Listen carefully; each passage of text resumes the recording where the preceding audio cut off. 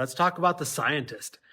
Not my strongest suit. I do everything intuitively. I would say I'm a great scientist because I experiment a lot and I make sure that whatever is on paper or on theory is truly applicable and practical for my clients. Otherwise, it's disproven.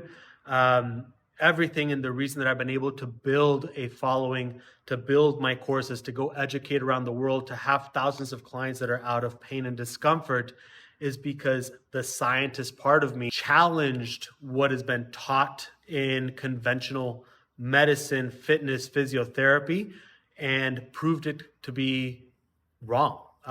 That's why I have these new concepts that are slightly contrary, but are starting to slowly become more mainstream as people are seeing that, hey, life is different now. And yeah, the old way of looking at just internal and external rotation has a lot more to do with, can we maintain tension in the muscle? And as we'll go deeper into it, the scientist part of me will show you how mobility is not passive range of motion, and who cares if you can get into a position if the right muscles cannot maintain the tension. So it's not my strongest suit, but I go into it because, again, talking about the principles and my values, I'm very passionate about helping people and educating. So therefore the knowledge needs to come through. But the scientist as a pillar is a coach or a professional that just always goes back to it's science-based, it's science-based, it's science-based. There's these articles, there's this program. Again, if you go deeper into the rabbit hole with me, we'll show you how a lot of this stuff could be manipulated. But a great science coach or a great science personal trainer and fitness professional is one that has a lot of answers on the theoretical side.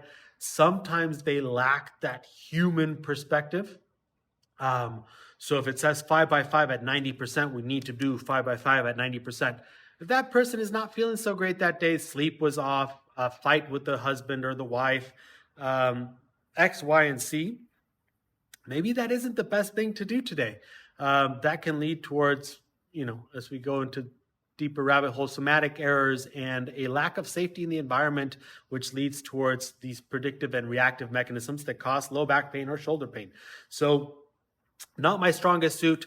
I have great scientists that are here in the mentoring program. So Dr. Ed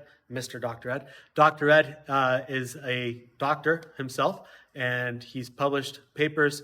He is amazing at teaching us how the cells actually function and what's going on. So we go into a depth of great scientific backings for what we're teaching, but in reality, not my strongest suit. I hope you're a scientist. We can have some great conversations about how things function.